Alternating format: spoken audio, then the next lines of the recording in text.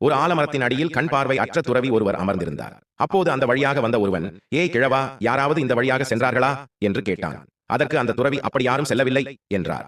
சிறிது நேரம் கழித்து மற்றொருவன் வந்து, ஐயா, இதற்கு முன் யாராவது சென்றார்களா என்று கேட்டார். அதற்கு அத்துறவி, ஆம், சற்று முன் ஒருவன் இதே கேள்வியை கேட்டு சென்றான் என்றார். மீண்டும் சிறிது நேரம் கழித்து இன்னொருவன் வந்தான். அவனும் துறவியிடம், வணங்குகிறேன் துறவியாரே, இதற்கு முன் இந்த வழியாக யாராவது செல்லும் சப்தம் கேட்டதா என்று பணிவுடன் கேட்டான். உடனே துறவி, மன்னரே வணக்கம், இந்த வழியாக முதலில் ஒரு வீரன் சென்றான், அடுத்ததாக ஓர் அமைச்சர் சென்றார், இருவருமே நீங்கள் கேட்ட கேள்வியை கேட்டுச் சென்றனர் என்று சொன்னார். மன்னருக்கு ஒரே ஆச்சரியம்.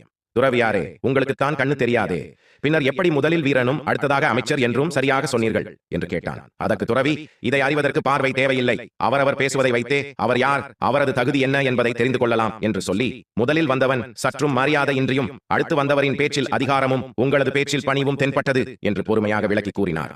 ஆம் நண்பர்களே, அவரவர் தகுதி அவர்கள் பேச்சிலே